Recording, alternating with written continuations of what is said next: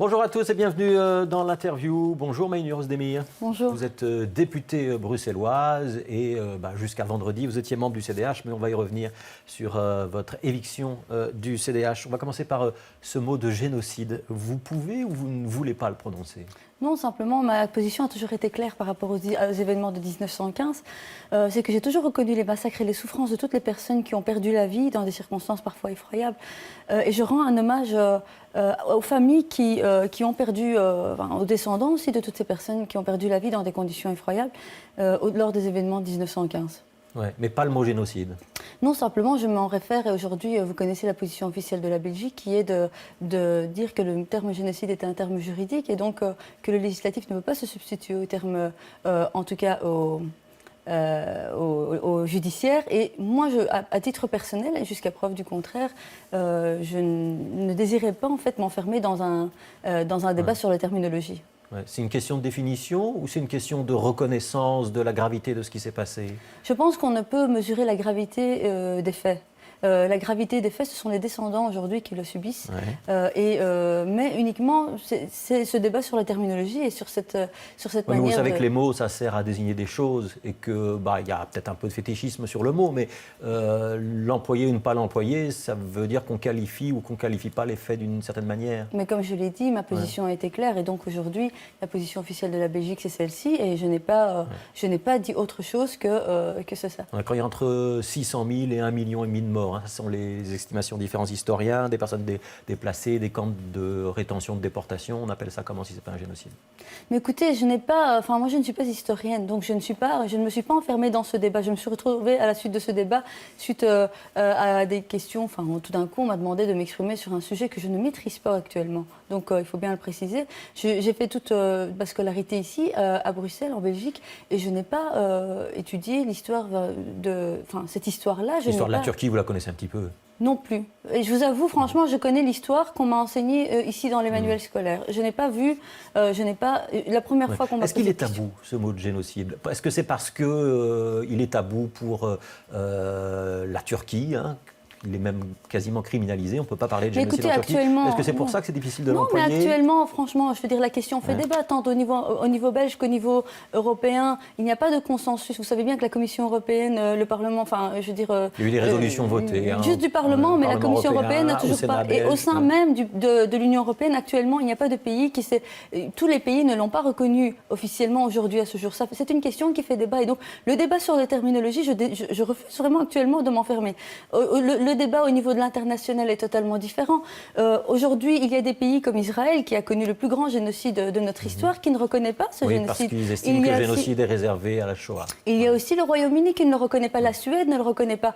Il y a d'autres pays qu'on peut reconnaître. Et donc ça prouve aujourd'hui qu'il y a justement débat autour de la terminologie. Mais personne ne peut renier aujourd'hui la souffrance de ces personnes et les massacres perpétrés en 1915. Alors vous avez été exclue du CDH, ça s'est passé vendredi. Oui. Est-ce que vous avez été surprise ? Oui, très fortement surprise, effectivement. Ouais, vous ne l'avez pas senti venir, vous ne l'avez pas vu arriver ? Mais non, parce que moi, je n'ai pas commis de faute, en fait. C'était pas... du jour au lendemain, on me demandait de faire une sortie spécifique, de signer un document qu'on ne faisait pas signer à d'autres, spécifiquement pour que je me prononce publiquement dans la presse. Alors que je suis... On va peut-être réexpliquer pour nos téléspectateurs. Tout est parti d'un reportage RTL de Loïc Parmentier qui vous court après. Il n'y a pas d'autre mot pour essayer d'avoir votre condamnation du génocide et puis vous... À la suite de la sortie de Menno Lütjens. Pourquoi est-ce que vous avez fui un petit peu les caméras ? Mais écoutez, moi, en fait, donc, tout d'abord, ça a commencé par la sortie de Menno Lütjens lors d'une interview sur Vivacité où il a dit qu'il évincerait dans la seconde toute personne qui ne reconnaîtrait. Ça ne prendrait pas 5 minutes, effectivement. Ça ne prendrait pas 5 minutes, alors que... Et donc, effectivement, Loïc Parmentier a essayé de m'interviewer, mais le parti a demandé clairement que je ne prononce pas et voir que je m'absente. C'est le parti qui vous a demandé de vous taire ? Oui. Ouais. Et vous avez accepté ? Mais écoutez, jusqu'à présent, c'est toujours la communication politique. D'ailleurs, Loïc Parmentier entrait tout le temps en contact avec le parti, il n'est jamais entré directement en contact avec moi. Ouais. On va y revenir sur toutes les conséquences. Je voudrais quand même m'arrêter un instant sur le sentiment. Pourquoi est-ce que ça fait tant de bruit aujourd'hui ? Est-ce que c'est parce que vous êtes devenu un peu le symbole de la communauté belge d'origine turque, pour le dire comme ça ?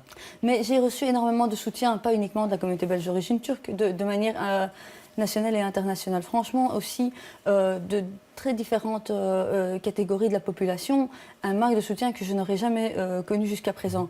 Beaucoup de gens jugent cette éviction de manière injuste, d'autres le jugent opportuniste, parce que vu la manière... Et puis, dans la légalité, ça ne s'est pas passé dans la légalité, ça ne s'est pas passé dans les règles que ça devait se faire. C'est-à-dire, vous n'avez pas été entendu? Non, je n'ai pas été invitée à un quelconque comité de déontologie. J'avais été au parti à la demande du secrétaire général pour une rencontre informelle, et puis je me suis retrouvée devant un comité de déontologie qui a tranché, mais en toute illégalité, puisque le secrétaire qui a tranché parce qu'il vous demandait d'employer des termes non, qui me demandait de signer, non, qui me demandait de signer un document spécifique là-dessus, et qui me demandait de communiquer. J'ai refusé de communiquer, de sortir la communication du parti, parce que la communication ne sortait pas de moi. C'était une communication que je n'avais pas maîtrisée. C'était le parti qui a maîtrisé toute la communication du début jusqu'à la fin. Je ne voyais pas pourquoi moi, je devais sortir publiquement sur une communication que je ne maîtrisais pas. Est-ce que cette question-là, votre position sur ce moment de l'histoire-là, qu'on appelle jeunesse de pas, est-ce que c'était une position qui était connue des autorités du parti? Est-ce que vous aviez déjà eu l'occasion d'en discuter, de vous expliquer auprès de Joël Milquet et de Benoît Ludgen? Mais écoutez, en fait, c'est pas un sujet d'actualité. Oui, mais c'est sensible. Non, mais c'est pas un sujet d'actualité. Ça fait longtemps que c'est sensible.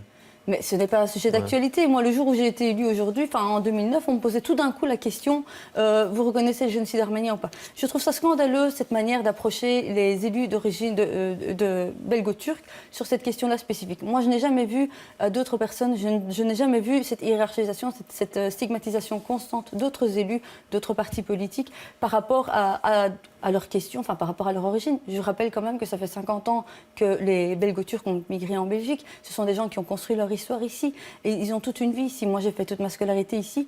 En tant que jeune issue de la 3e génération, je trouvais ça quand même incroyable que moi, tout d'un coup, on doive m'interroger sur une histoire qui ne me concerne pas et qui ne fait pas partie de ma vie. Aujourd'hui, ma situation actuelle, c'est celle d'une députée bruxelloise qui travaille pour le vivre ensemble et qui veut contribuer à améliorer la qualité de vie des Bruxellois. Tout d'un coup, on me met devant une question que je ne maîtrise pas, que je ne connais pas et qui évolue en dehors de moi. Et donc, du coup, évidemment, quand on m'interrogeait maintenant sur la reconnaissance ou pas, j'ai dû effectivement faire des recherches pour voir un peu dans quel pays on reconnaissait pas. Sinon, effectivement... Mais quand on interroge un élu sur un thème sensible, dont on sait que c'est un thème sensible, parce qu'il y a déjà eu des polémiques sur Emir Kir, par exemple, vous deviez vous y attendre un petit peu.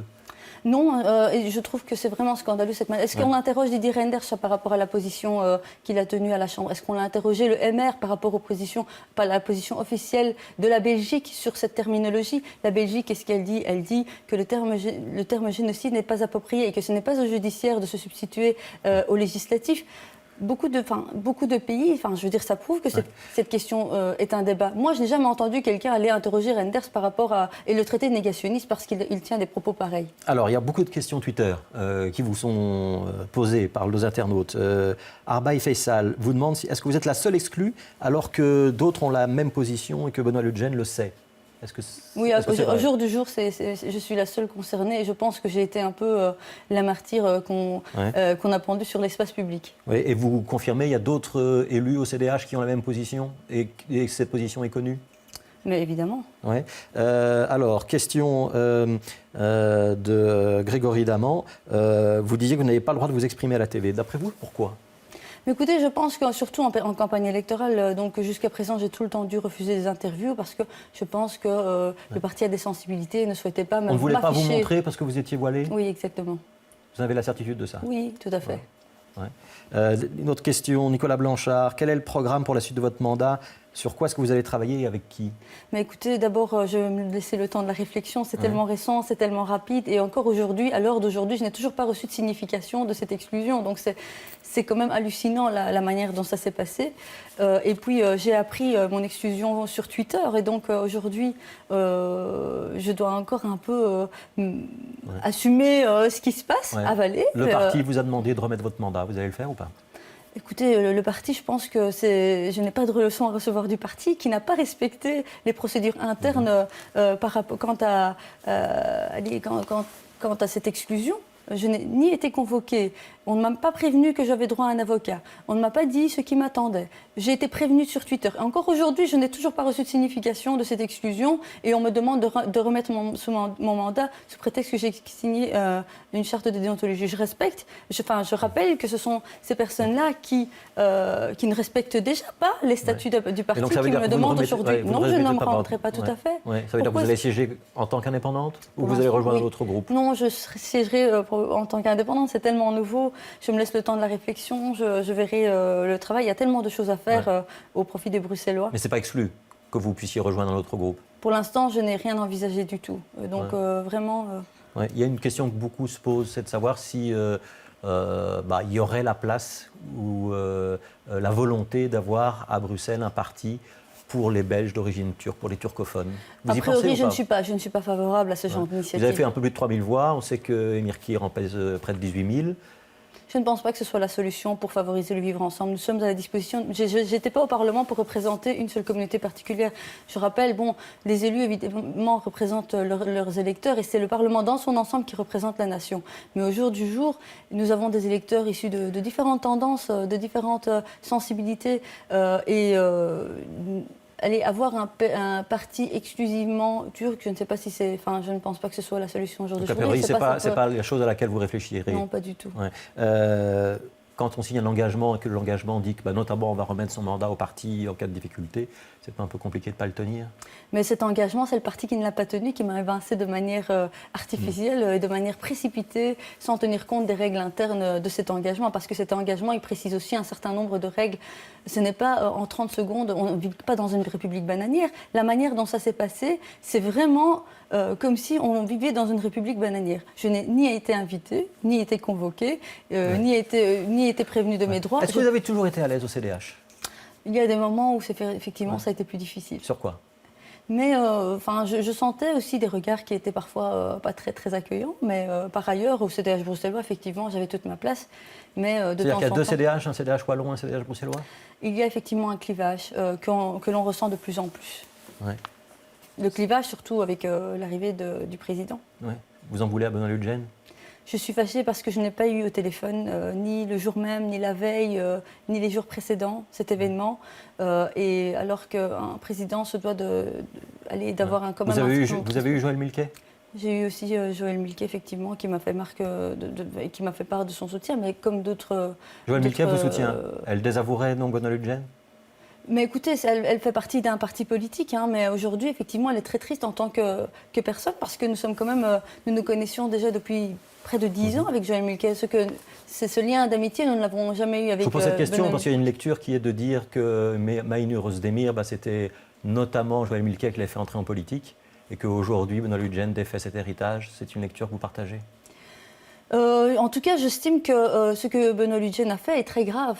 Exclure une parlementaire en essayant de l'obliger à signer un document qu'elle ne souhaite pas, sur un programme qu'elle n'a jamais entamé, sur des déclarations qu'elle n'a jamais tenues, c'est quand même très grave. Et l'exclure de cette manière-là, c'est très grave. Et donc aujourd'hui, effectivement, je trouve que c'est un coup porté à la démocratie. Merci Maïnur Özdemir d'avoir été l'invité de l'interview sur Télé Bruxelles. On se retrouve demain à la même heure pour une autre interview politique.